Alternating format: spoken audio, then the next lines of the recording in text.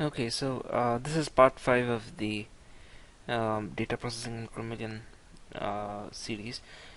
So in the last video I showed you, the power of mass spectrometer and like how I extracted two ions for two different components like 213 and 184, each belonging to two different analytes or two different compounds. So let me go back to the tick. Let me just remove the channel overlay. So this is the tick, right? And that's the Symatron peak. So another thing that you might have noticed is this MS quantitation channel. So this channel is created as soon as you put in your MS quant ions peak, MS quant ions like 213 for Symatron. So I mean, if I click on this, it will just show you an extracted 213, and which it labels as Symatron because it is. So, but a more important pane is the MS components pane, which is over here. So if I click on this, so the MS components pane is essentially it's essentially the chromatogram pane, but with the extracted ion, and it's like so and you see, and you're able to see the two conforming ions. So like you see 213 and 155 and 170, and like by default it labels labels retention time and the area. Yeah, now so now this area is just the area for 213. So and this is where so it is based off this area that you want to quantitate, and not the tick, not the total ion chromatogram, like I showed you an example why in the last couple of videos. Okay, so so if you're doing like mass spectrometry and quantitative mass spectrometry, so this MS component pane is probably probably an important pane, because this is where you'll see all your components, all the peaks related to your extracted ion.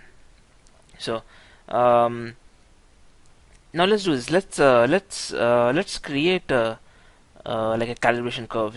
Like in this sequence of injections, I already have 1 ppm standard. Uh, you know what? Let me see, because 10 ppb is pretty low, and I'm not sure if I'll be able to uh, look at 10 ppb of analyte in full scan. So let me see. Uh, yeah, there is some, but obviously it's very small. 5 ppb still there. 1 ppb. It's all noise, I think. But uh, you know, but like I said, like 10, 5, 1, these are very low amounts for full scan. I mean, you're in basically in the if you want to quantitate 10, 5, and 1 ppb, you're better off doing it using a triple quad, a GCMSMS. But anyway, just for example's sake, let's do a calibration curve. Um, so the way you would do it is you'll assign uh, the what you need to do is assign which of these injections are for calibration. So I would say 1 ppm, 10 ppb, 5 pp, 1 ppb.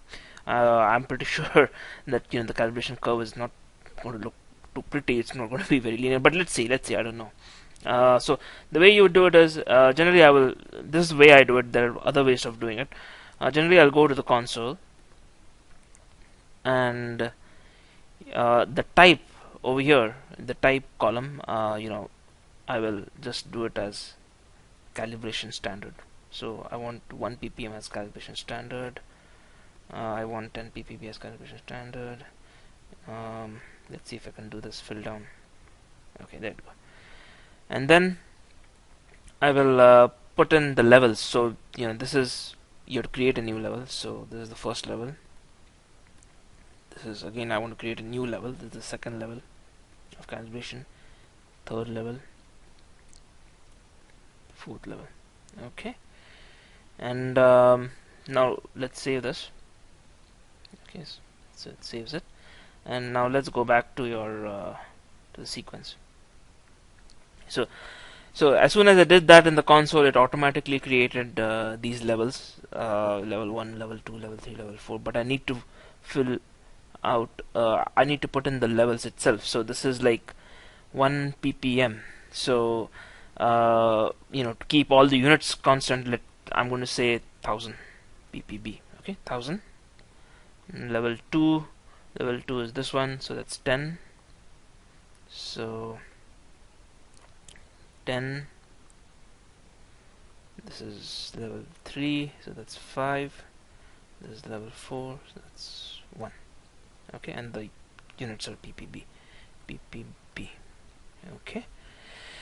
Okay, now let's see. Let's look at the calibration plot itself. Let's see. I'm excited. I mean, let's see. Let me make space. Okay, first let me click on the calibration plot. Okay. Symmetron calibration failed. At least 2 calibrations are required, but there is only 1. Okay, let me see why.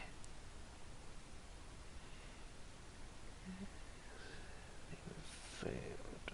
Okay, what did I do wrong?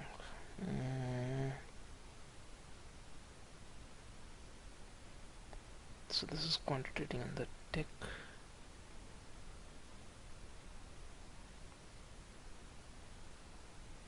Okay,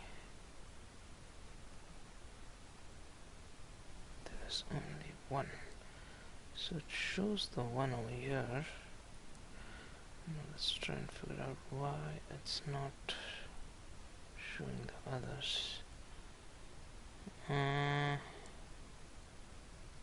If I do tick, does it show?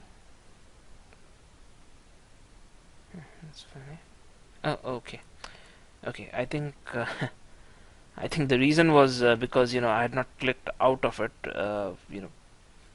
I guess I guess the thing is that I need to click out of this MS components table, and and that's why it had just filled in 1. Anyway, this is the calibration plot. I mean, obviously, like it shows linear, but normally you wouldn't calibrate. I mean, stay for 1000 all and then nothing in between and go to 10 ppb. So I can basically zoom in on this area to see how my lower calibration levels look like. There you have it. Anyway, this is just an example to show how to make the calibration plot.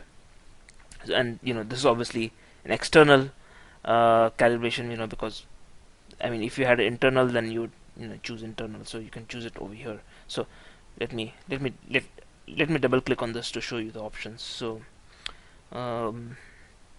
so over here, you calibrate on the area. So that's what I think most of us do. Maybe some people want to calibrate on height, I don't know. Channels, generally the channels is you want to calibrate on the MS quantitation channel, and I think by default it automatically does.